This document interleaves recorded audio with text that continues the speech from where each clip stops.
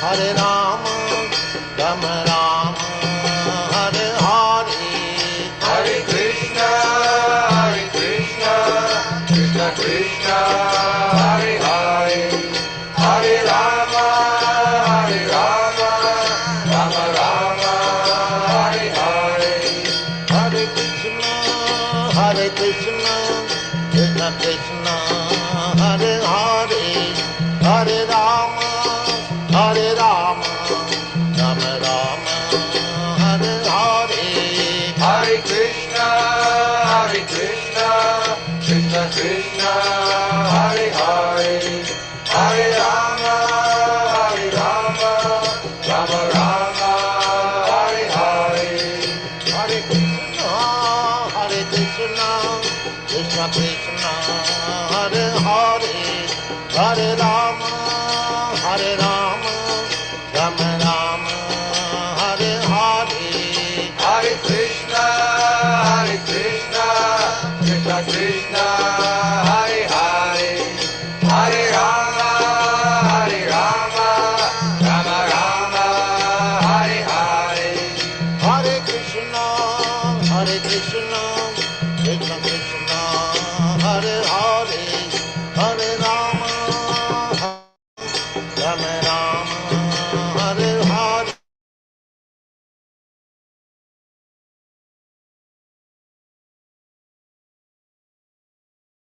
Rama, Rama Rama, Hare Hare, Hare Krishna, Krishna Krishna, Hare Hare, Hare Rama, Rama Rama, Hare Hare, Hare Krishna, Krishna Krishna, Hare Hare, Hare Rama, Rama Rama, Hare Hare, Hare Krishna, Krishna Krishna, Hare Hare, Hare Rama, Rama Rama, Hare Hare, Hare Krishna,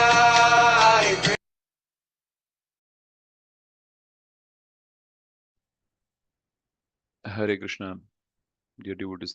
Welcome all for the Nityam Bhagavata sessions. Today we will hear the nectar from His Grace, Prema Sindhu Gauranga Prabhuji.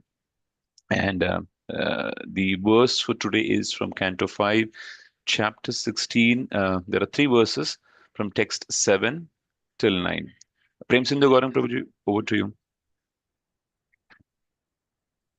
Hare Krishna. Hare Krishna. Hare Krishna, Prabhuji. Prabhuji, you want me to share the shloka? Yes, just for some time. Okay, Prabhuji.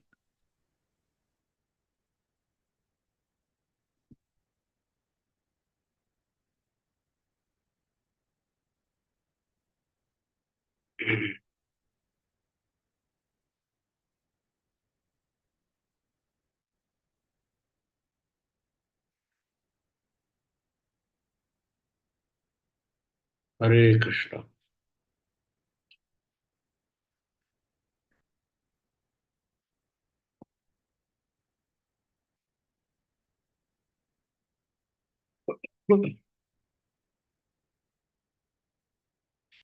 Hare Krishna. So I welcome all of you for the study of Srimad Bhagavatam today morning.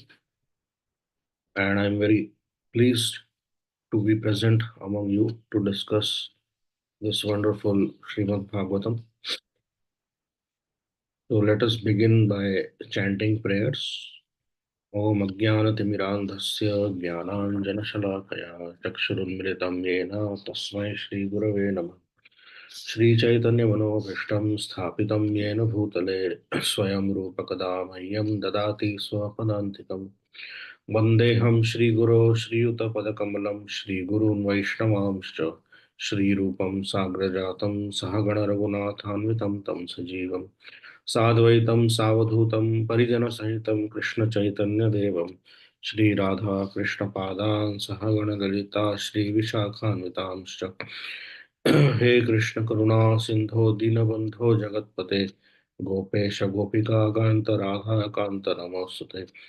तप्त काञ्चन गौरांगी राधे वृंदावनेश्वरी वृषभानुसुते देवी प्रणमामि हरिप्रिये। जय श्री कृष्ण चैतन्य प्रभु नित्यानंद श्री अद्वैत गदाधर श्रीवासादि गौर भक्तवृंद। हरे कृष्ण कृष्ण कृष्ण हरे हरे, हरे राम राम राम हरे हरे। हरे Krishna. Text.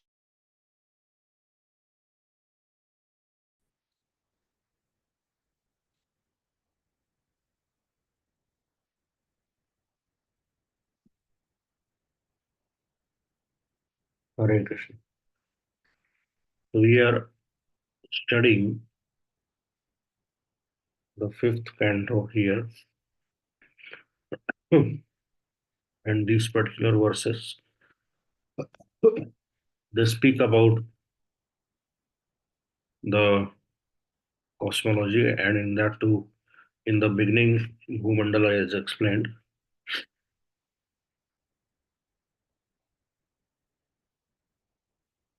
So let us read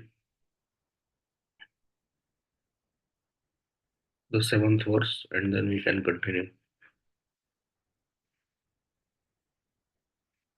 So basically, here in this section, the fifth canto, it corresponds to the navel of the Lord. Just like the first two cantos are the lotus feet, and then as we are moving ahead in the study of Bhagavatam, fifth canto is the navel of the Lord. And in this particular canto, primarily Visarga is explained. So we all know that creation is called as Visarga. There are two types of creation. One is Sarga and one is Visarga. Sarga is the creation which is done by Mahavishnu or the energies of Mahavishnu. And Visarga is the secondary creation which is done by Brahma. So in the fifth canto, Visarga is explained. And in this particular section here, this topic corresponds to Sthanam in the 10 subject matters of Srimad Bhagavatam. One is Sthanam. Sthanam means the geography of the universe, or the various planetary systems, and what kind of living entities are situated there, what are the characteristics of these planetary systems in the universe. So this is the geography of the universe, Sthanam. So in our schools, we have also studied cosmology to some extent. And when we compare that cosmology to the Vedic cosmology, then we see some differences and some similarities. So later on, we will discuss that also. So basically, in this particular section of Srimad Bhagavatam, after Parikshit Maharaj hears that Maharaj Priyavrat, he was riding on his chariot across the universe like a second sun, and his chariot created seven different islands, dvipas on Bhumandala. So when Parikshit Maharaj heard this, so he was very curious to hear about the details of these seven islands. And that is why we see here that Shukdev Goswami is going to explain about the Bhumandala section first. Later on, he will also explain about the movements of the sun and where the higher planetary systems are situated. So, Swargaloka and upward. So let us begin here with the 7th verse.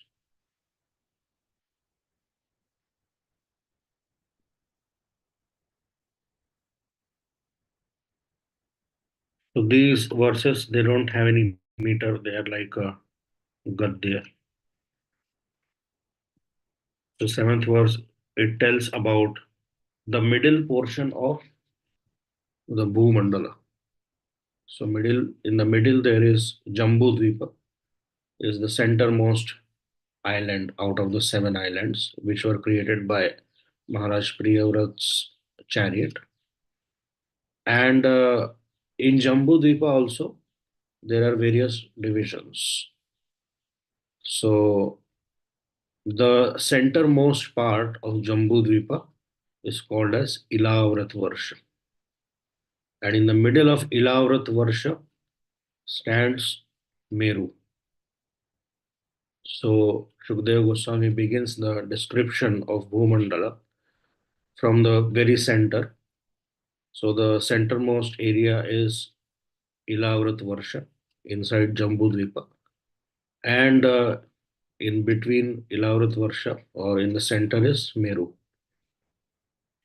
So the verse says that Esham Madhye Ilavratam Namabhyantara Varsham Yassanabhyam Avasthitah Sarvatah Sauvarnah Kulagirirajo Merur Dvipayama Dvipayama Samunnaha Karnika Bhutah Kuvalaya Kamalasya Murdhni Dvatrimshat Sahasra Yojana Vitato Mule Shodasha Sahasram Tavat Antar Bhumyam Pravishtaha. So this is the description of Meru, where it is situated, what are the dimensions of Meru, and how it is situated on Bhumandala. So the translation goes like this. Amidst these divisions or varshas is the varsha named Ilavrata, which is situated in the middle of the whole of the lotus. Within Ilavrat Varsha is Sumeru mountain, which is made of gold. Sumeru mountain is like the pericarp of the lotus-like Bhumandala planetary system. The mountain's height is the same as the width of Jambudvipa, or in other words, 1 lakh yojanas, which is 8 lakh miles. Out of that, 16,000 yojanas are within the earth, and therefore the mountain's height above the earth is 84,000 yojanas. The mountain's width is 32,000 yojanas, and its summit and at its summit, so 32,000 yojanas at its summit on the top, and 16,000 yojanas at its base. So this mountain is inverted mountain. It's like an inverted cone, and it's not like a regular mountain which has a wider base and a smaller peak, but it's the other way around. So basically, in the middle of Jambu Dvipa is Ilavrat Varsha. Okay, so let us read the translation of the next two verses also, and then we can discuss something further. So we'll go to the next verse. This is okay, 8th, correct. So the 8th verse is just north of Ilavrat Varsha and going further northward, one after another, there are 3 mountains named Nila, Shweta, and Shringavan. These mark the borders of the three Varshas, named Ramyaka, Hiranyamaya, and Kuru, and separate them from one another. The width of these mountains is 2000 yojanas. Lengthwise, they extend east to west to the beaches of the ocean of salt water. Going from south to north, the length of each mountain is one tenth that of the previous mountain, but the height of them is all the same. So, in this regard, Madhvacharya quotes the following verses from Brahmanda Puran. They say that, uh, so Prabhupada gives a comment here. He says that it appears from these verses that aside from the sun and moon, there is an invisible planet, Rahu. The movements of Rahu cause both solar and lunar eclipses. We suggest that the modern expeditions attempting to reach the moon are mistakenly going to Rahu. Okay, then we go to next verse, ninth.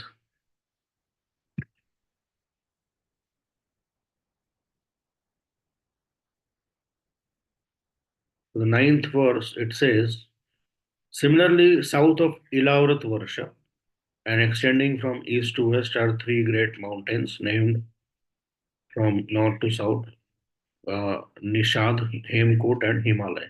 Each of them is 10,000 yojanas high, 80,000 miles high. They mark the boundaries of the three Varshas named Hari Varsha, Kim Purusha Varsha, and Bharat Varsha. Okay. So you can stop sharing, Prabhu.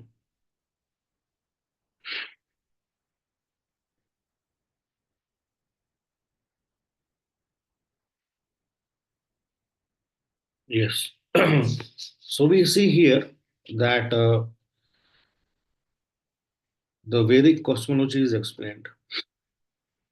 So sometimes it is little confusing. First of all, it is difficult to understand without proper pictorial representation. Just 1 minute. So let me share with you some pictures of Bhumandala here.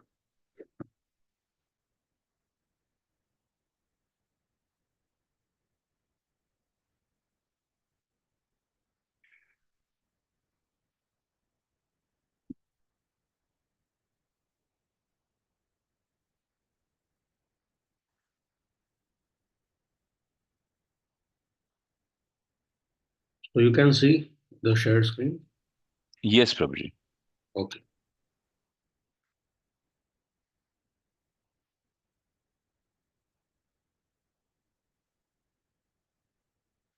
So basically, what is explained here is Jambu Dvipa.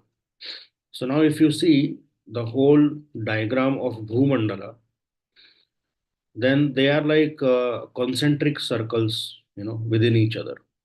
Each circle or each island is surrounded by an ocean, and there are different oceans. Some is salt, like Jambu Dvipa is surrounded by salt water ocean, and other dvipas are surrounded by different types of ocean, like honey and ghee and milk and like that. So sugarcane juice.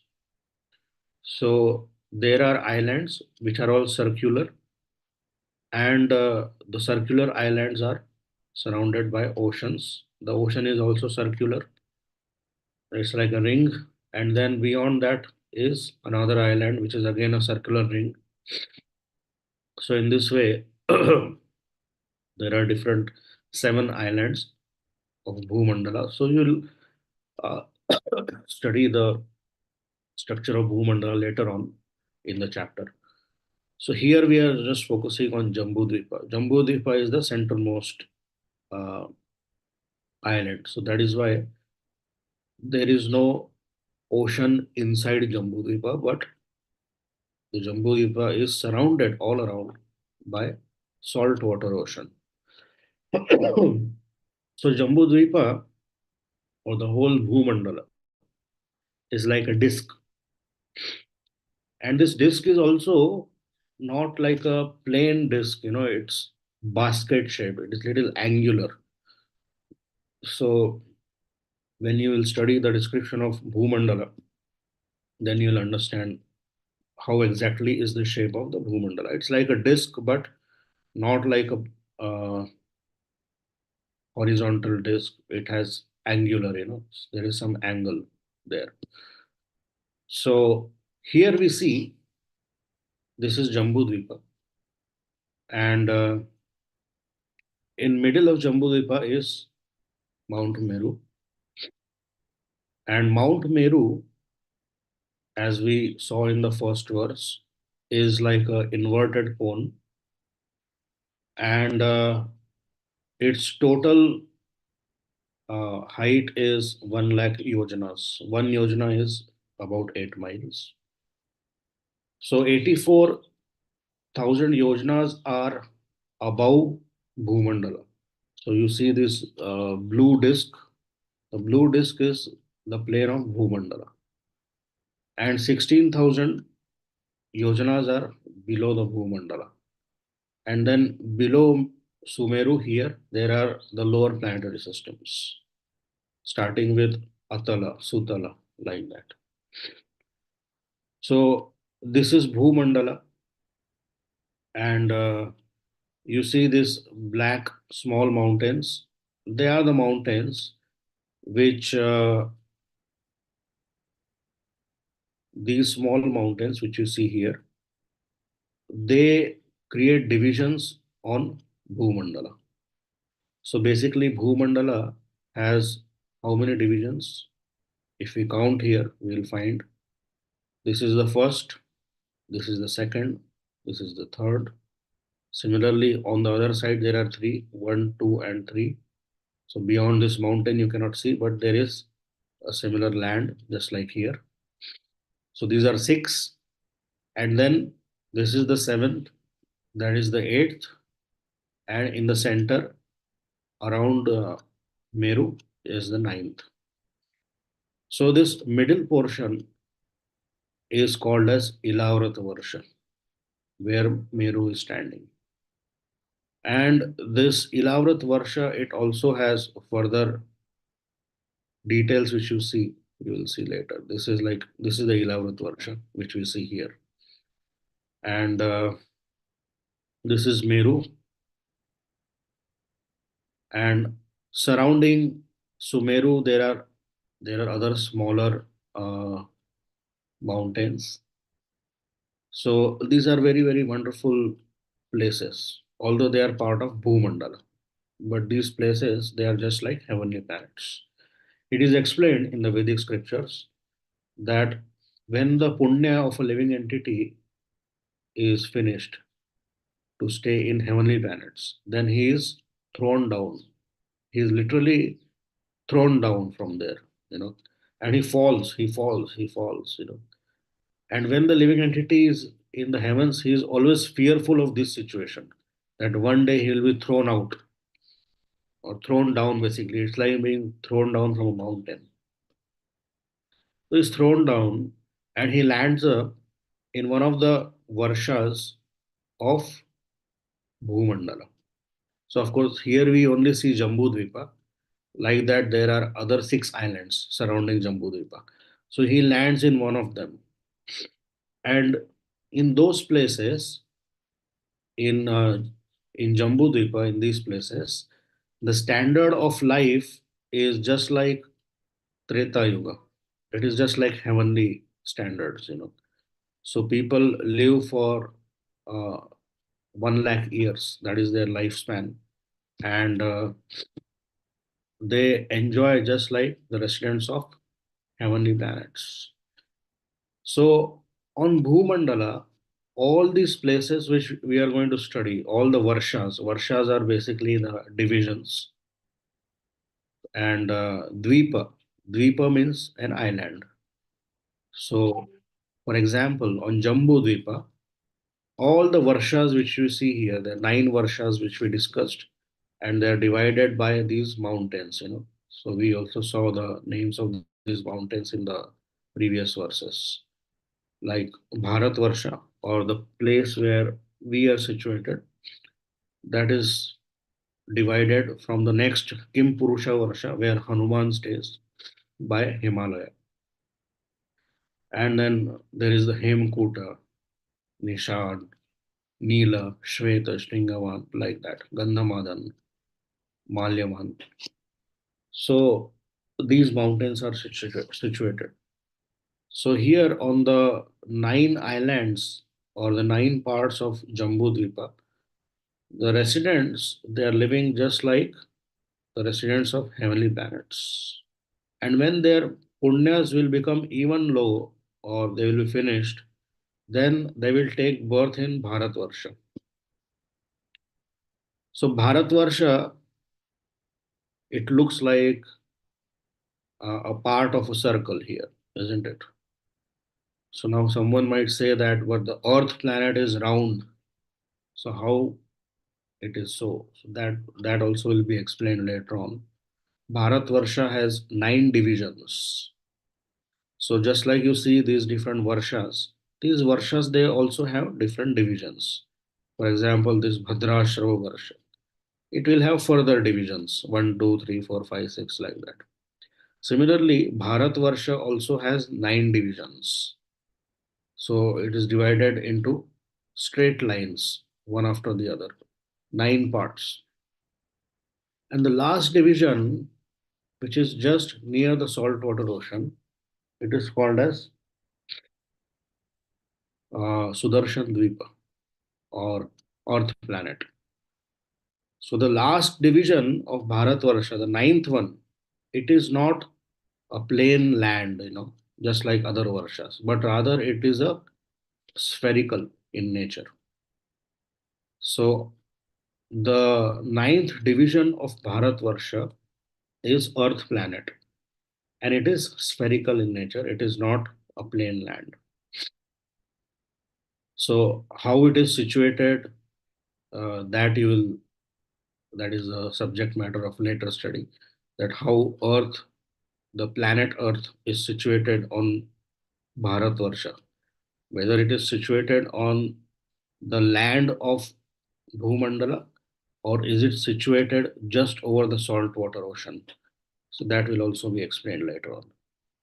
So that is the Earth planet right on the southern side of Bharatvarsha.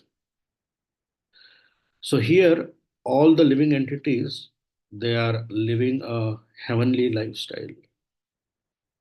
And okay,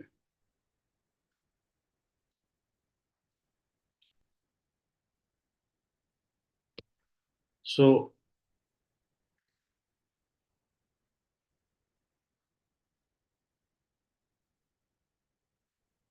is that geography of Jambu Mandala clear to you, or there is some doubt? You understood how the Jambu Dvipa is there. Then there are nine divisions divided by mountains. In middle there is Meru. That was discussed in these three verses. Any doubts regarding that?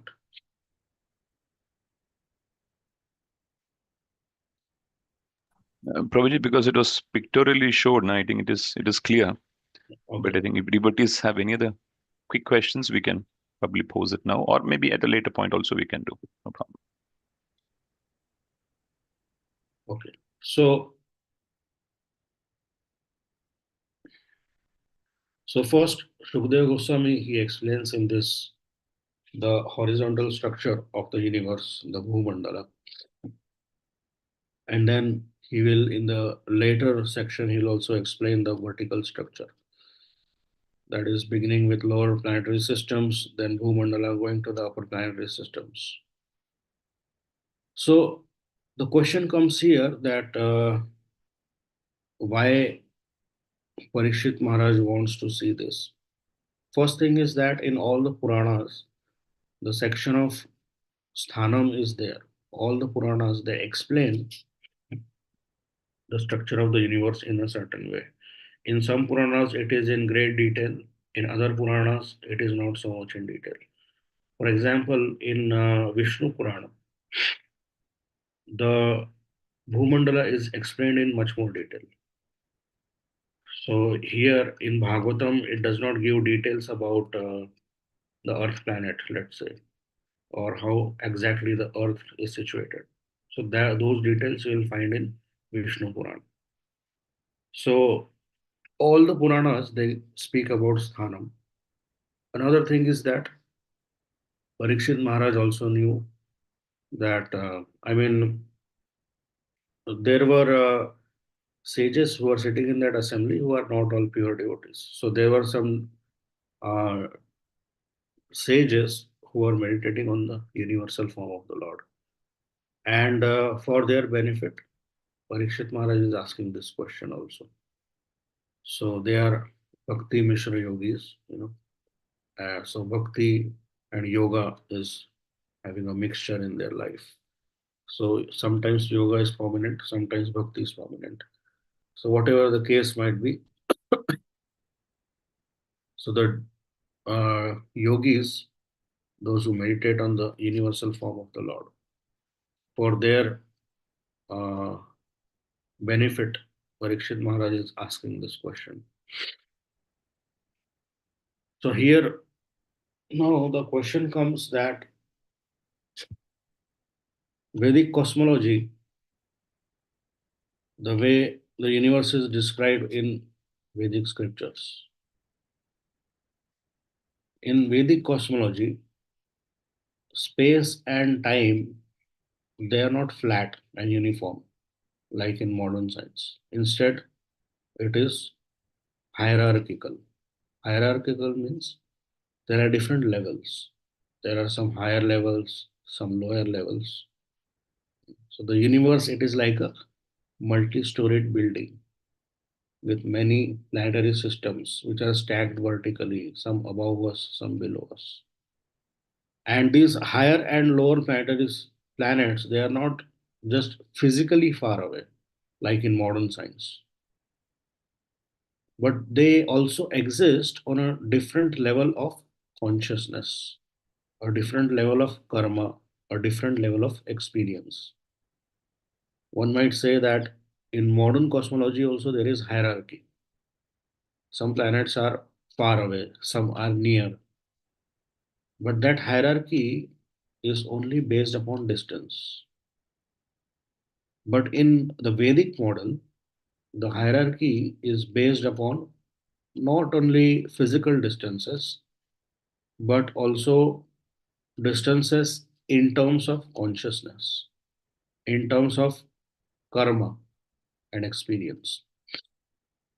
For example, the vertical direction in the Vedic system, it is not only about physical height, just like in modern astronomy, but it is also spiritual in nature. Going up, it means that you become more pure, enlightened. So when you are more pure and enlightened, you can go to those places. Going down means more contamination.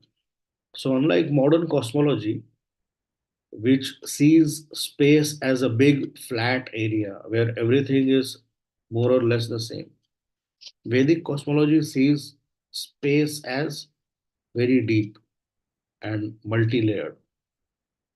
And your spiritual quality will decide where you live. So modern cosmology, it is based on physical distance and size. I am telling you this because when you will read further, then you will get some doubts that modern cosmology does not match with uh, the Vedic cosmology on many points. So that is why I am telling you this, and also because Prabhupada has not given any purports here. So I thought that we can speak about this. So, based on physical distance and size, that is the base of modern cosmology. For example, uh, if you say northern direction, so what it means by north direction in space. So for us on the Earth planet, you can decide directions. Let's say that the sun rises in the east. So that is our coordinate that, okay, we'll call this direction as east where the sun rises. But in space, where are the directions? You know? So for deciding a direction, you need a coordinate. You need a reference point for deciding a direction. So that is why in modern cosmology, there are different coordinate systems. So some coordinate systems are with respect to the elliptical movement of the Earth, that is taken as a coordinate. In some coordinate systems, the center of the Milky Way is taken as the coordinate. But everything is relative. There is no absolute in modern cosmology. But in Vedic cosmology, it is all fixed up. North means the north of Meru, that is north, or on top of Meru, that is northern direction. So, uh, in Vedic cosmology, it is based on, as I told you, it is based on spiritual quality, consciousness, not only distance. And in modern cosmology, planet is higher or farther away, you know, if the distance is more between the two planets. But in uh, Vedic cosmology, it not only depends on the distance, but so many other factors. And in modern cosmology, everything is made up of matter and it follows natural laws like gravity, time, and there is no spiritual significance of any specific place. Everything is mostly viewed as a physical object. Just like in school, we have studied in geography, there is a political map which tells about countries divided, and there is a physical map which tells about the geography, where are the mountains, etc. So modern cosmology is everything is viewed as a physical object. It does not have a specific place for some special places. Or, for example, let's say that Vrindavan Dham. So in modern cosmology, Vrindavan Dham does not exist. It is just part of the Earth planet. But when we speak about Vedic cosmology, although it is part of the Earth planet, but it has a special position there. This is the difference. So, in modern cosmology, it will not exist. It is just a piece of land. But in Vedic cosmology, it is, although a piece of land, it always exists there. It is a place there. So, that is the difference between modern cosmology and Vedic cosmology. So, in the Vedic view of space and time, we have studied in Bhagavad Gita that the universe is compared to an inverted tree. So urdhva moolam adho shakham. So the tree has the roots upward and the branches, leaves, etc. They are downward. The roots are above and branches and trees are below. So this is not just poetry, but it is a real way of understanding how space works actually. So when you will do some research into Vedic cosmology, you will find that this is not just an analogy, upside down banyan tree, but this is actually how things in cosmos work. They are not plain space and plain time, but it is much more complicated, like a limbs of a banyan tree. So, and this example of the inverted banyan tree is not only for the whole universe, but also for its units. Let's say Let's take an example of the Earth planet. So let's say the Earth is the root, it is the main root when we just consider Earth planet, not the whole universe. Then the countries, they will be like the trunks. The states will be like the branches. Cities will be like the stems. Streets, they will be like the twigs. Houses, they are like the fruits or leaves. So in Vedic thought, all these levels are real parts of nature, right from the root, which is the earth, the trunks, which are the countries, till the houses, which are like the fruits. They are all real parts of nature.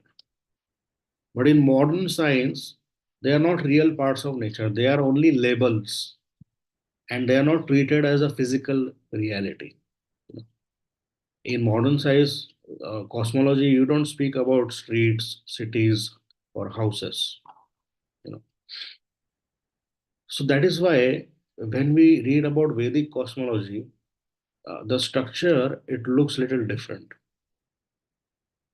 The modern cosmology it only speaks about the, let's say, the root, the earth, but it will not speak about the trunks, the branches, the stems, the leaves, and the fruits. So uh, when I say that in modern science they are just like labels and they are not treated physically, it means that things like countries, states, cities, and streets, they are seen as human made divisions, and they help us to organize space in our daily life. But they don't have any importance in physical laws. For example, in physics, when the study of gravity is done, it does not matter whether the object is in India, America, or it is on Mars. You know, the laws of physics apply everywhere the same, regardless of the country or the city. But in Vedic cosmology, it's not like that. In Vedic cosmology, the laws will also apply differently. So science says that these places are just names or labels which the humans have created. But in contrast, modern science focuses only on most basic physical building blocks like atoms, molecules, and it does not focus on the layered structure of the world in which we live in, which is also based on one's spiritual nature, one's karma, like that. So, all these layers which are described in Vedic cosmology, are they real? Or can they lead us to understand the universe in a new way? So Vedas say that for everything there are three types of explanation: Adi Bhautik, Adi Devik, and Adhyatmik. So what we study in modern cosmology is just Adi Bhautik explanation. But there is a subtle explanation also, Adi Devik, and there is a transcendental also explanation also. So those explanations cannot be found in Vedic cosmology, or they cannot see it or they cannot access it. But it is told in Vedic cosmology. So Vedic and modern cosmology, they observe similar things, but they explain them in a different way. And the Vedic model is based on spiritual and hierarchical universe, like a tree with its different limbs. And modern science only sees the parts and treats many layers of reality as not physically real. So, for example, we all know the story of the five blind men and the elephant. So, one blind man he touches, let's say, the leg of the elephant and he sees it's like a pillar. Other one touches the trunk and he says it is like a horse or whatever. So, but they are all missing the whole elephant.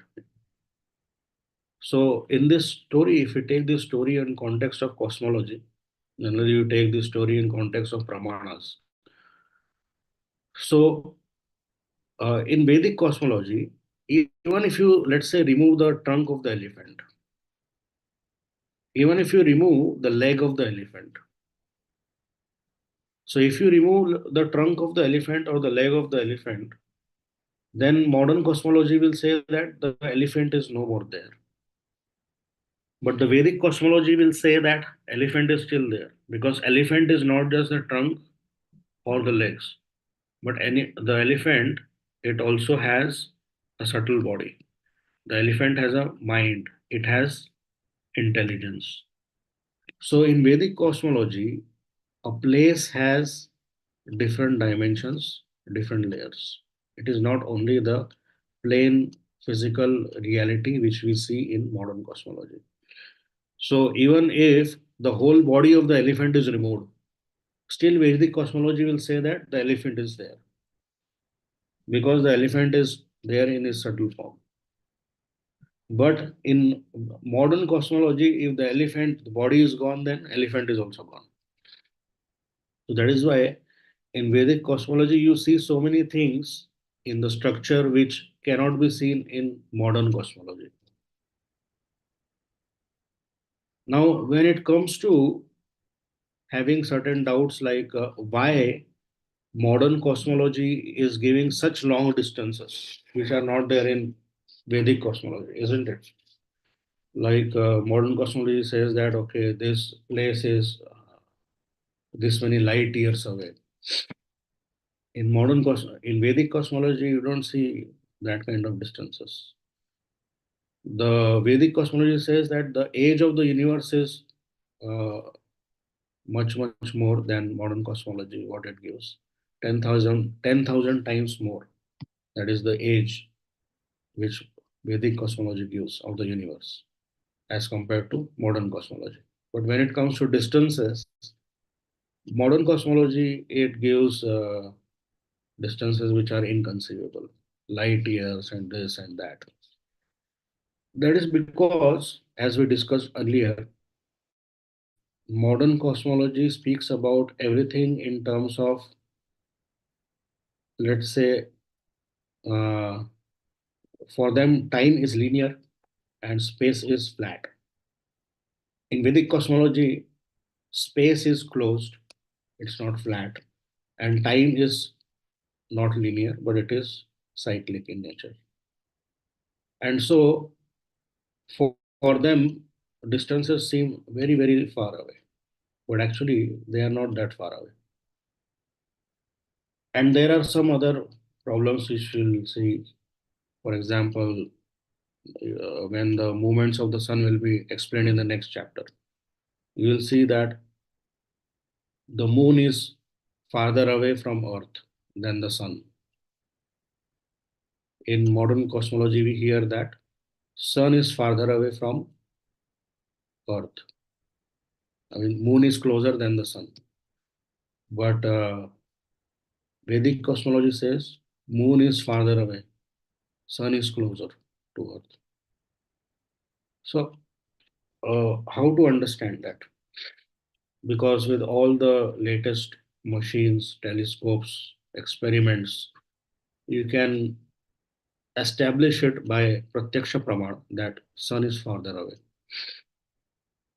So that is why Vedic cosmology, it is not only for explaining the Adi Bhautika structure of the universe, but it is also speaking about Adi Daivika and Adhyatmic structure of the universe. So let me give you an example to understand this problem. Can you see the shared screen? Yes, Prabhuji. Yeah. So can you see my cursor here? Yes, we can, Prabhuji. Okay. So let's say that there are two leaves which we are going to speak about. There is uh, this one, this leaf here, and just on top of that, you see this another leaf small one. These two leaves we are going to speak about. So let's say that this is the universe, okay? Urdhva Moolam Adho Shakham. So let's say that this leaf is one planet,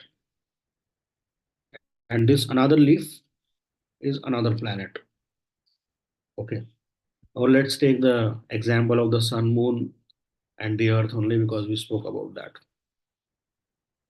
So let's say that this is the earth planet, this leaf, and this another leaf here, this is the moon planet, small one. So, and this this leaf over here, this is the sun planet here, just left of earth. So now if someone asks you that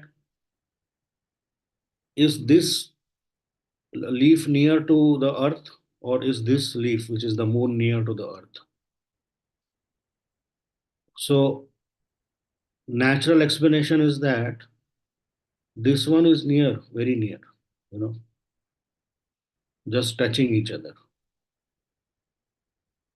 But the Vedic cosmology does not measure distances like that.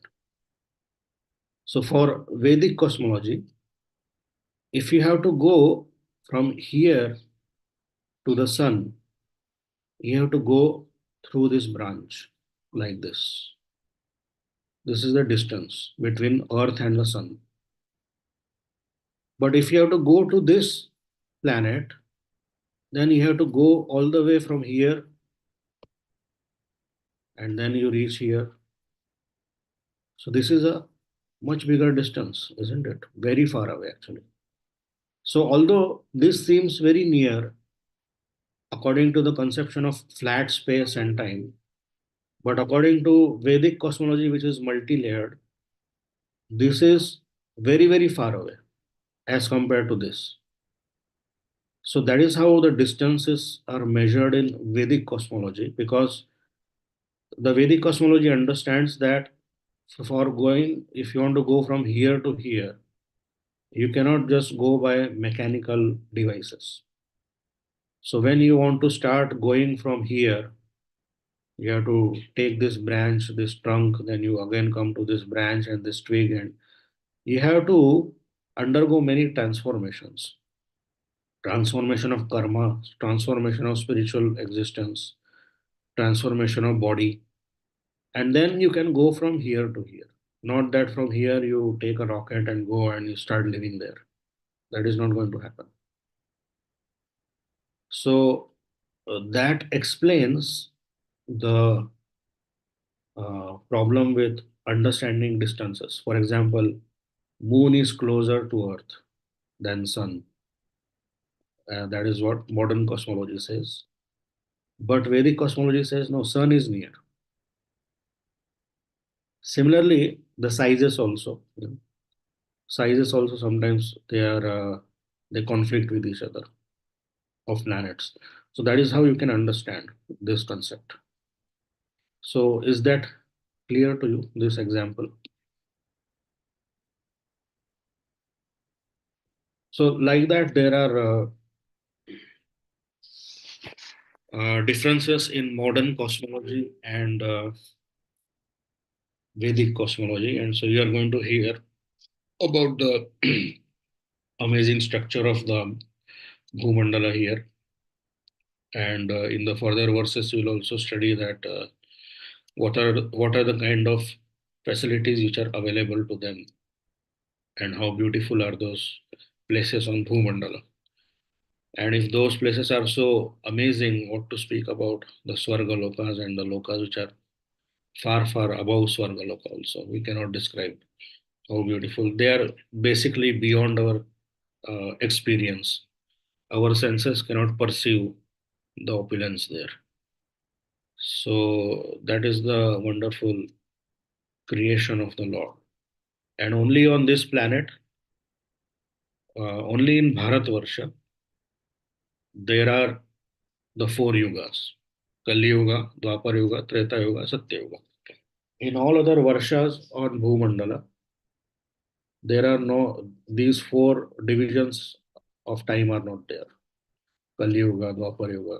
They are always, it is always like Treta Yuga in all other Varshas. So they are always enjoying. Why not Satya Yuga? Because in Satya Yuga, nobody enjoys. They are all eager for spiritual advancement. So they, most of them, they will leave home, they go to Himalayas. In Treta Yuga, there is heavenly enjoyment. So only on the in Bharat Varsha, there is also karma. You generate karma. Even on the other parts in Bhumandala, apart from Bharat Varsha, there is no karma. It is only for exhausting punya. So in this big universe, it's such a big universe, the only place where you generate karma, good karma or bad karma, is Bharat Varsha. For exhausting punya, you go to Swarga, and for the remaining punya to be exhausted, you come to Bhumandala, different parts of Bhumandala. And for exhausting papa, you go to lower heavenly planets. I mean, in lower heavenly planets also there is some enjoyment. Hellish planets you go to exhaust papa. So lower heavenly planets also there is enjoyment in, because punya can be done in mode of ignorance also. So those who do punya in mode of ignorance, they can go to lower heavenly planets and they can also enjoy. They are also like heavenly planets. So people are enjoying everywhere except Bharatvarsha and hellish planets. So in Bharatvarsha, this is a place of generating karma. But the demigods, they say that a moment of life on Bharatvarsha is better than a kalpa of stay in Brahmaloka. Kalpa means 1 day of Brahma. Because in all these places, the enjoyment is so much that it's very difficult to practice spiritual life. It will not cross your mind. Why to do it? Anyway, everything is so nice. So only on Earth planet one can practice spirituality, and that is why the Lord also appears here in his different incarnations. So from Earth planet you can cross over the material nature, you can go to spiritual world. That is the speciality of Earth planet. That is why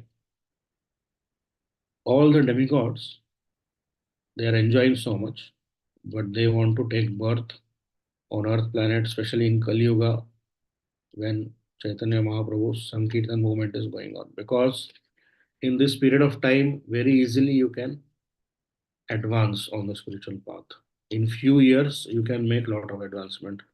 In previous ages, you had to practice different yoga systems, which would take many lifetimes to perfect. So, although it seems like in this whole universe, only in Bharatvarsha there is no enjoyment like this, fantasy land, there is no fantasy here.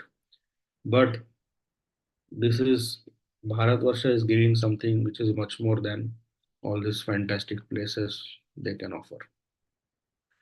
So we stop here. Any questions, comments? Hare Krishna, Prabhuji. Thank you so much. Many insights that you give, Prabhuji. This is a very detailed view, pictorial as well as, and then multiple points, especially where you give the comparison between Vedic cosmology and the modern cosmology. And that was, I think, something very, very helpful, Prabhuji, for us to clearly understand, what it is and how we should understand the whole cosmology. Thank you so much, Prabhuji. So the lines are open. Devotees, if there are any inputs, thoughts, comments, please share. You can unmute and share. Hare Krishna Prabhuji, Dana Pranam Prabhu. Wonderful discussion. Sometimes it looks very technical. Now, when you talk about the distance between Bhumi to the sun and moon, now Yes. recently hear that our scientist or astronomer went to moon. So I know Prabhupada long back said they're not gone, but now what we understand, or how is it? So we studied here in the second verse, Prabhupada says that they think they are going to the moon, but actually they might be going to Rahu, isn't it? Prabhupada says that in the 8th verse here.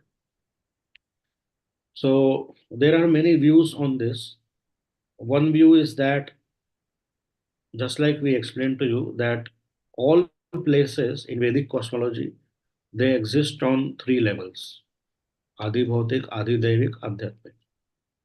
So they might have gone, one opinion is this, that they might have gone on the surface of the moon. I mean, the machines, the humans, they have not gone and they cannot go also. So the machine might have gone there.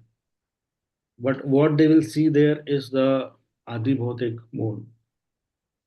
They will not see the residents of the moon and the real opulence there. They will just see the craters, which you can see from here also.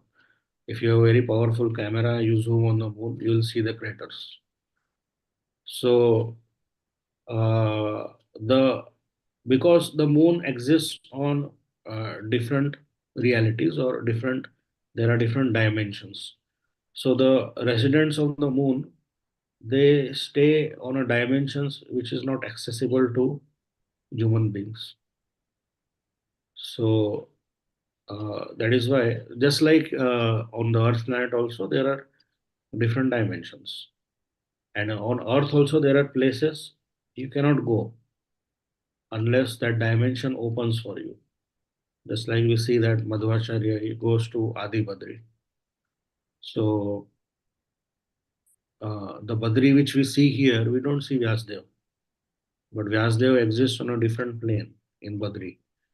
So Madhvacharya could go there because he has that purity and he is allowed to go there. We cannot go there. Similarly, there are in the Ganga, there are portals which can go to lower planetary systems. But if they are like Arjuna, Arjuna went, he was taking bath and he was taken to Nagaloka. Then there he was married to his one of his wives, Ulupi. So there are places on the earth also which are beyond our dimension. We cannot go there unless the people of that dimension allow you to come there. So one might take bath, so much bath in Yamuna, but he will not go to Nagaloka unless someone from Nagaloka he wants to take you there. And you can go to Himalayas, but you will not see Vyasadeva unless someone from that place where Vyasadeva stays, Badri, they want to take you there. It is explained that the Badri where Vyasadeva stays, it is not like the Badrinath which we see, always covered with snow. In that Badrinath, there is always spring season, and fruits are growing, and flowers are growing, and there is grasslands. So it's a different plane existing in Himalayas only. It is not accessible to us. So we might go on Himalaya and we might say that, okay, I have come to Badri, same place where Vyasdev stays, and we will play in the snow. But we will not access that place. Although we are very near to that place, but unless you are pure, you cannot go. So this is also one explanation that the machine might have gone there, but they will only see what they are supposed to see. Another explanation which Prabhupada gives few times, he told in this purport also, 8th verse, that they might be going on Rahu planet. In another conversation, one of the conversations of Prabhupada, Prabhupada says that they are trying to go to the moon, but Indra will not allow them to go. So perhaps the machine can go, but the humans cannot go there. We know from history that Trishanku, he was trying to go to heavenly planets. And he had appointed Vishwamitra as his priest. Vishwamitra was so powerful that he could create a new planet. That was his power. So even after Vishwamitra tried a lot, Trishanku, he could not enter heavenly planets because Indra did not allow. So Trishanku was definitely much more qualified than people of today. People of today, they are completely useless according to the Varnashram system. So someone who is a cow meat eater, how that person will be allowed to go to heavenly planets? Indra will not allow that. So Prabhupada says that in one of the conversations that Indra will not allow. So mostly, so what exactly is happening, we can only speculate. But according to what Prabhupada has said, either they are going to Rahu, that Indra is confusing them, and instead of going to moon planet, they are landing on Rahu. Because I explained to you from that tree diagram that navigating in the universe is not like sitting in a car and going from point A to point B. You sit in a car and from Bangalore you go to Chennai. Not like that. But for uh, going from Bangalore to Chennai, perhaps you have to go through uh, Delhi and Odisha and all the way around.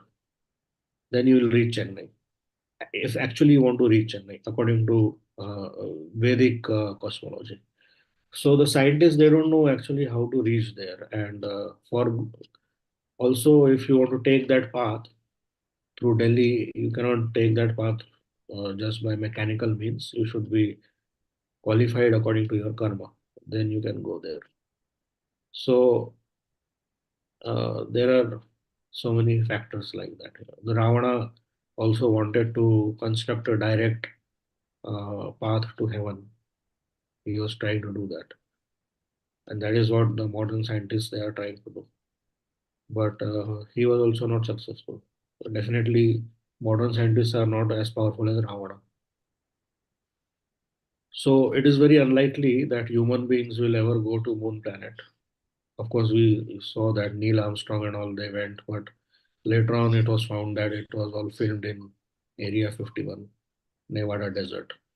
So it is very difficult that humans will go there.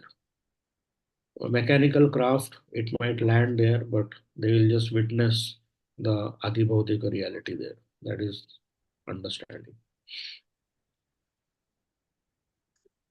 Okay. Thank you, Prabhu. Thank you for the clarification. Thank you. Hare Krishna. Prabhuji, Yeah, go ahead. Go ahead, Siba. no, I just want to one small clarification, Prabhuji. Prabhuji, with this, see this Goloka chart, right? Yeah. Maybe I'll just share some so others also are. This chart, Prabhuji, if it is visible on the screen, we see this chart here every time. Yes. Okay, so how do we reconcile this with the Jambudvipa, the pictorial representation that we have, Prabhuji, based on the shlokas? How do we reconcile this, Prabhuji? The Goloka chart is that is of the spiritual world, and mostly those things which are there in that chart, they are taken from Brihad Bhagavatamrita. So, what do you exactly mean by how to reconcile? So now we see Jambudvipa is there, and then Ilavrata is there. Yeah. Now, and here when we see this Goloka chart, it says our universe is there, Karana Ocean, Brahma Jyoti, and then Goloka is there. Now, in all these things, Prabhuji, and then we also see the Atala Sutala, the lower planets, and also the higher planets within one universe, in the one Anda. Yeah. So then, Prabhuji, now here also we see that Bharatavarsha is there. Then the Jambudvips below it's all the lower planets, the lower consciousness planets. Correct, no, Prabhuji? Yes. The 10,000 miles below, and then above it's all the higher consciousness. So how do we relate, Prabhuji, both these? Uh, I still did not understand your question. How to relate what? First of all, that in the Goloka chart, that Mm-hmm. diagram is it is just for representation. It is not a exact diagram. So the Okay. more detailed diagrams you will see in uh, Pavaneshwar Prabhu's books. Pavaneshwar Prabhu has a book on cosmology, and he has Okay. done a very good research there. So there you will see. But I didn't still understand that what relation you are speaking about. What you want to relate between Maybe just Goloka. this na, Prabhuji. For example, if you're able to see the screen, Yeah. so this is where we are. This is one This is universe, correct, correct? na, Prabhuji. This That is is the one Earth universe. planet. Yes, yes. And then we have the Karanosh and the Brahmajyoti. Yes, yes, Now, correct. where is, how do, where, so if we, the image that we had in the Jambu Dvipa, Correct. Jambudvipa is in the middle of the universe. oh, here in between this, Prabhuji, Yeah, here. yeah.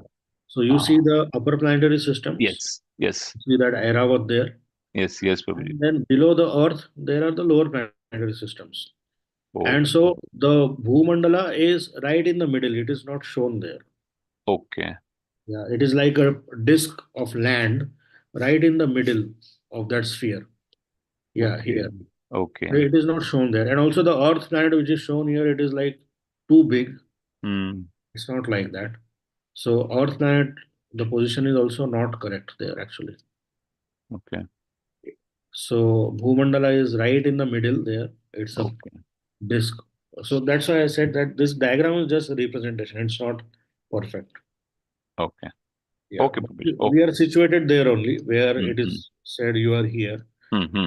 We are there only, but not exactly there. So where exactly in respect to Bhumandala the earth is there, that is also very interesting. That is taken from Vishnu Puran. Yeah. Okay, okay, Maybe Prabhuji. in some further classes we can discuss Hmm, that. hmm. Yes, Prabhuji. Thank you, Prabhuji. Sankarshan Priya Prabhu, please go ahead. Yeah, thank you, thank you, Prabhuji, for a very nice overview of the universe and the comparison between Vedic cosmology and modern cosmology. Prabhuji, when you mentioned about, I thought of sharing one relevant reference here. When you mentioned that if we want to access the other planetary system like Moon or other planetary system, the respective demigod they have to give access. Then only we will be able to go there or access, right? Yes, So I was just thinking about a similar reference here, like in the systems, you will have access, but the higher privileged access will be available only for those who are given such access by the higher correct, authority. They should be trained and all those things. I thought correct. of one such reference in our contemporary material world. Prabhuji, my question is, Prabhuji, you mentioned that Also, one uh, more thing I would like to add here that you spoke about higher authorities, they are trying to give you access. But even sometimes lower people, they have to give you access to see you. For example, on this Earth planet itself, we have, let's say, ghost. Okay, those who die a sinful death or accidental death, then they are becoming ghost for some period of time. Now you can see a ghost only if the ghost he wants to see you, because the ghost is not existing in your dimension. He is existing in another dimension. So definitely you are more pious than the ghost. But even ghost you cannot see if he does not want you to see, because you don't have access to that dimension. Similarly, you cannot see even lower dimensions if they don't allow you. What to speak about demigods? That definitely depends on karma and a very high level of consciousness. Like we see that in previous yugas, demigods will come to Earth planet, and everybody they will be able to see them. But in Kali Yuga, you cannot see them because the consciousness is very low. Even if they come, you cannot see them. Yes, bro. So please continue your question. yeah, thank you, Prabhuji, for that additional clarification. Prabhu, my question is, you mentioned, Prabhu, in Bharata Varsha, there is only in Bharata Varsha there is karma, and other planetary, lower planetary system, there is no karma. Can you elaborate a little bit on that, Prabhuji? I didn't understand that well. Yes. So the generation of karma is only on Earth planet, Bharatvarsha. On other planets, like heavenly planets, it is only for enjoying pious karma. They don't generate any karma there. So they don't generate either papa or punya. It is only for exhausting your punya. You go there. And even in Bhumandala, which is not Swarga, There also in other Varshas, apart from Bharat Varsha, it is only for Punya, exhausting the remainder of your Punya. And similarly, in lower planetary systems like Atala, Sutala, Vitala, they are also like heavenly planets. It is experienced sometimes that the opulence which is available in these lower planetary systems is even more than heavenly planets. But there, people in mode of ignorance, like Danavas, they stay.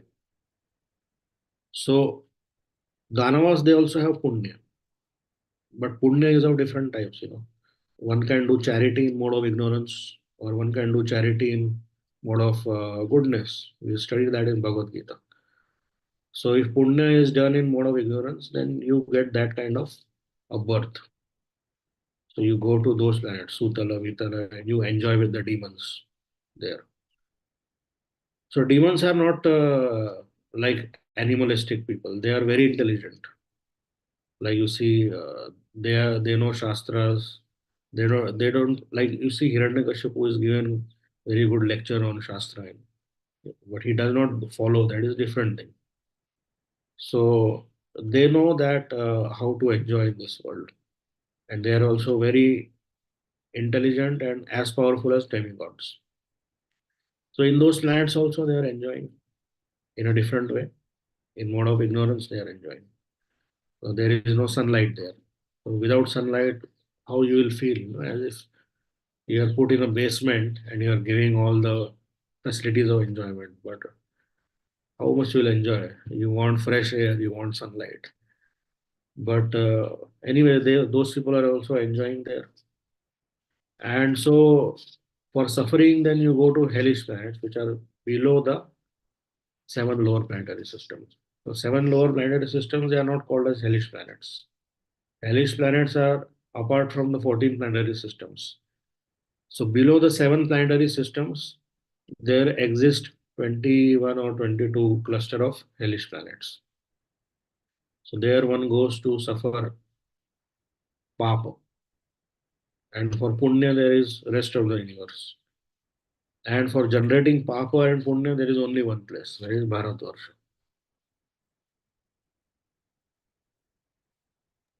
This verse is there in Vishnu Puran. It says like that. Thank you very much, Prabhu. Yes. Hare Krishna Prabhu, Dandavat Pranam. Prabhu, Good. that means the Bharatavarsha means the entire, all the, that Europe, America, Africa, everything comes under Bharatavarsha? Or it's only our Asia, India, No.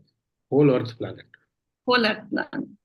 Because we only read so much about these things, but nothing mentioned about, they all don't consider Nothing all. mentioned. So this Europe, America, and all these things, that is the names which we have given, but the different parts of Earth planet is also called as Sudarshan Dvipa in Vedic text. So there, the different names of the continents and all, they are mentioned, but the names are not like what we know today. So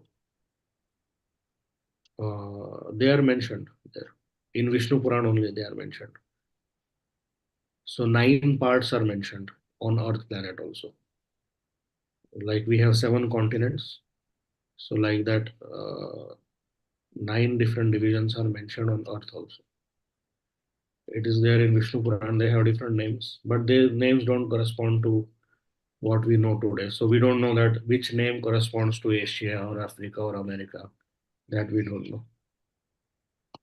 9 or 7, Prabhu, 5 continents and this Arctic and Antarctic, they say 7 or 9, Prabhu. 9 they are given. 9. Yeah. Okay. So it is a very vast, this cosmic world. Like Antarctica, Antarctica is also a mystery. Antarctica is at the base of the Earth. Yes. And when you do more research into Vedic cosmology, you will see that we saw here that Earth is the last division in Bhumandala. And beyond that is the saltwater ocean. So on this Earth also there is saltwater ocean. Hmm. And beyond the Earth also there is saltwater ocean. And the Earth planet is connected to that bigger saltwater ocean which surrounds the whole Jambu Dweep through Antarctica. That is why no one can go to Antarctica and do free research. You know that there is a treaty among nations that you can do free research. It is very restricted. Yes. So from there you can go to different varshas if the people allow you of that varshas. Generally, you cannot go from one varsha to another varsha. Hmm. It is inaccessible. But if they allow you, then you can go. So you can go through Antarctica. That is another mystery of Antarctica. That's why no one is allowed to go there and do free research like that. It's very good, Prabhu. The Antarctica and all that. People go and miserable. If you People want- go there and they do Yes. some kind of research. I know all the countries they have their centers there, but you cannot go to the you cannot go and do research according to your will. There is a treaty among all the nations, and there are so many other historically also there. The Nazis, after they lost the Second World War, they established a base in Antarctica. So why they established, there's another story, but we'll not go there. We are studying Bhagavatam. So anyway, leave it. Thank you, Prabhu. Hare Krishna. Dandavat Pranam. Thank you. Thank you so much, Prabhuji. If there are no further questions or comments, we can end the class. And thank you once again, Prabhuji. Wonderful insights and beautiful descriptions. Thank you so much. And we'll end with Vaishnav Pranams. Vancha kalpatarubhyascha kripa sindhubhyev vacha. Patitanam pavanebhyo Vaishnavibhyo namo namah. Ananta koti Vaishnav vrinda ki jai. Vaishnav Thakur Shri Prabhupada ki jai. Grantha Srimad Bhagavatam ki jai. Thank you so much, Prem Sindhu Gauranga Prabhu. Hare Krishna. Thank you. Hare Krishna. I'll end the session for all. Hare Krishna.